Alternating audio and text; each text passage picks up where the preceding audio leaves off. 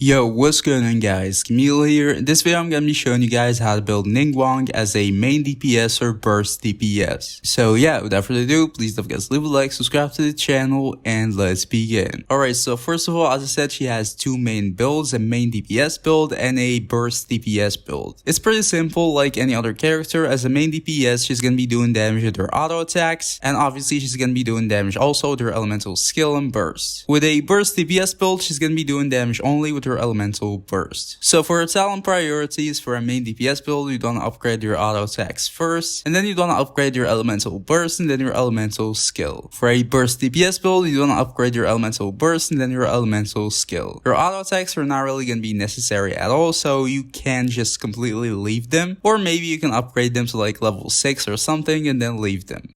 Alright, so now moving on to a couple of tips about playing Ningguang. They're actually very important, so you have to listen to those. First of all, if you're playing her as a main DPS, you're gonna be auto attacking. When you auto attack, you don't want to be just like auto attack, and that's it. Nah, you just want to charge attack with her. Her charge attack is pretty good, so you definitely want to use it. But her charge attack is gonna consume a lot of stamina, and she has a passive where if you have like 1-star Jade, it's not gonna consume any stamina. In that case, you'd want to get star Jade and then charge attack. So you'd want to auto attack, do like one normal attack and then charge attack. Sometimes the normal attack doesn't hit an enemy or something like that, so you won't get star Jade, which means your charge attack is going to consume stamina, which is not good. So what you'd want to be doing to be safe is that do like 1 to 2 normal attacks, maybe 2 usually, and then charge attack. I honestly recommend doing 2 just to be safe and be assured. Also, between the 2 normal attacks, you'd want to animation cancel, because her normal attacks animation is kind of long, so you'd want to cancel it. How you'd want to cancel it is that it's pretty simple. You just want to press the forward button. So just press the forward button and then normal attack, and the animation is going to be reduced a lot. So yeah, for how to auto attack with Ningguang as a whole, you'd want to press the forward button, do 2 normal attacks and then a charge attack and then repeat.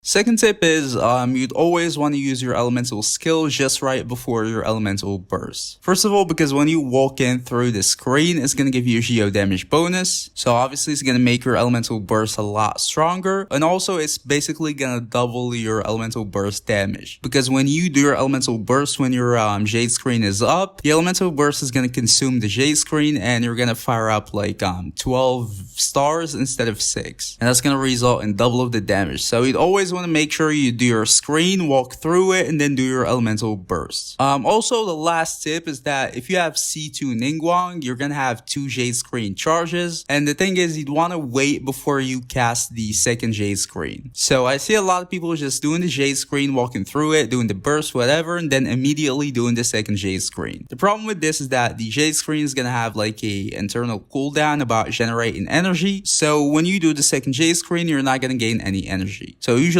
what you're gonna want to do is that you put the first Jade screen to your burst, whatever, wait 6 seconds and then use the second Jade screen. That way you're gonna guarantee you're gonna get energy. Alright, so now moving on to her constellations, we're going to see which ones are worth it and are good, maybe even necessary, and which ones are bad. Alright, so the first constellation is that your auto attacks are going to be dealing AoE damage instead of like normal damage. I'd say it's a very good constellation, especially for C1. Ningguang in general is going to like suffer a little bit from multiple target enemies, so that's going to help you a lot. So yeah, I'd say C1 is definitely worth it. To be honest, I'd say it's even a little bit necessary. Not really like necessary to the point where you cannot play C0 Ningguang, but it's a very huge plus, especially in DPS Ningguang. C2 is just gonna gain a second Jade screen charge. A pretty cool constellation, nothing really necessary, but it's gonna help you a little bit with energy and obviously the geo damage bonus and stuff like that. So yeah, I'd say it's pretty cool.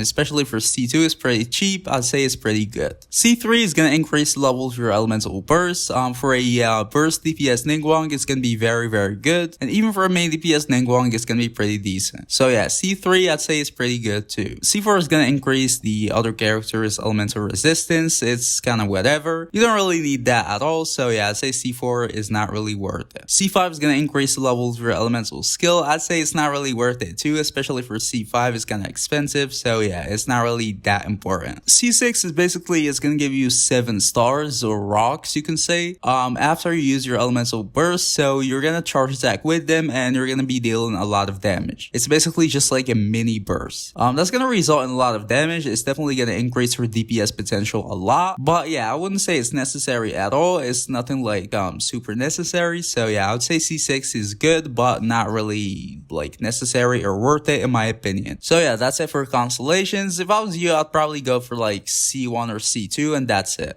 Alright, so now moving on to her weapons. So for her weapons, it's going to be pretty simple for almost all of her builds. All of the 5-star weapons are going to work, well, again, except for the Everlasting Moonglow. So we're going to have the Skyward Atlas, the Lost Prayer, the Memory of Dust, and even the Kagura's Verity. All of these are going to be very good weapons. The Kagura's Verity, you're not really going to be able to take advantage out of the passive, but it's still going to be a very good stat stick. It's going to give you a high base attack, crit, all of this, so it's going to be pretty good. For the 4-star options, you have the crit options, you have the Solar Pearl, you have the Witsit, the Blackcliff. All of these are going to be pretty decent weapons too, just simply because they're going to give you crit, which is pretty good. If you don't have any of those, you can use any other weapon that's going to give you attack. So for example, you have the Eye of Perception, you have the Frostbearer, you have the, what is it called? The Oathsworn Eye. The Dodoko Tails is also going to be pretty good. All of these are going to be viable options on Ningguang. If you still don't have any of those, you can use the 3-star Twin Nephrite. It's definitely going to be your best like 3-star option.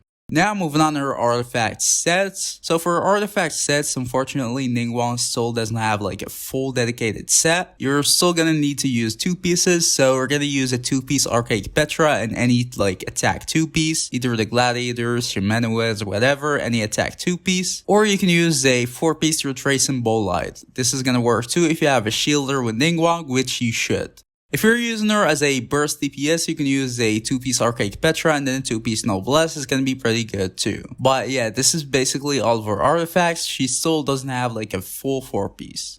Now moving on to her artifact stats. I just want to remind you guys, if you got to this point in the video, please make sure to subscribe to the channel. But yeah, for her artifact stats, for the main stats, it's pretty simple. Just attack percent on your Sand, Geo damage bonus on your Goblet, and then crit on your Circlet. Substats, pretty simple. Just for any character who does damage, crit, attack, maybe a little bit of energy recharge, and that's it. For the final stats you want to have on your Ningguang, you just want the usual crit ratios, 50 to 70% crit rate, 100 to 140% crit damage, or a little bit more if you can. Energy recharge, she doesn't really need a lot, her burst only costs 40 energy, so you're probably going to be fine with like 120 to 130 energy recharge. You know, just get a couple substats rolls and that's it, you're good.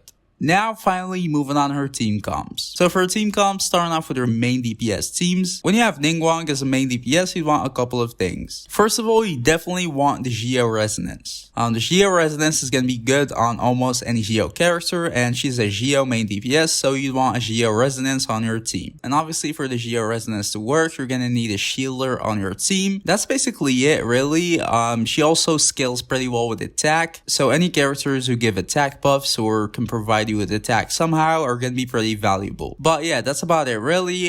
So for team examples, you can have, say, Ningguang, then a Shielder, for example, Zhongli. That's probably going to be her best like Shielder. He's going to provide you with a shield and is also going to trigger the Geo Resonance. It's also going to be dealing damage with his own, and he's also going to be like decreasing the enemy's resistance and stuff like that. It's Zhongli. But if you don't have Zhongli, you can use basically any Shielder like Xinyan, Thoma, Diona, whatever. Second character you want, as I said, you want an attack buffer. The best one for that is probably Bennett, so yeah, you can go for him. Or basically any attack buffer you can have on the game. But yeah, Bennett is definitely preferred also because it's Pyro, and you might need the Pyro Resonance. For the last character, you can use anyone. It really depends on your other 2 characters. For example, if you went in with like Xinyan and then Bennett, you're gonna need another character for the Geo Resonance. You can go with like Albedo, for example, or I don't know, whoever. Basically, you just need a Geo. If you went with like Zhongli and Bennett, another Pyro is going to be pretty good for the Pyro Resonance and the attack buff. So you can go with like, I don't know, like whoever, say Xiangling for example, or any other Pyro. But yeah, her teams are just pretty flexible. As I said before, you just want to make sure you have the Geo Resonance, a Shielder, and some attack buffs.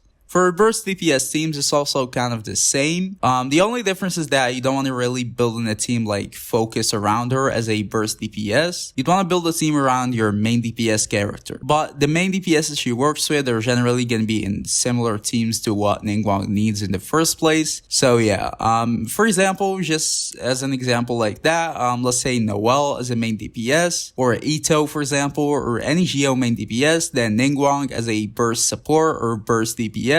And I don't know, let's go for like a full Geo team. Let's add in Goru or Albedo or Zhongli or whatever, and then let's add in Bennett. So yeah, that's just a team example where Ningguang is going to be usable as a burst DPS. And you can honestly use her as like a burst DPS for any team. She just deals damage with her elemental burst, and she's Geo, so she's not really gonna mess with anything. So yeah, you can use her in like a Zhao team, for example, or any team in the game. She works better in Geo teams because she's gonna be providing Geo damage bonus and the Geo resonance and stuff like that, but she's usable in a lot of teams.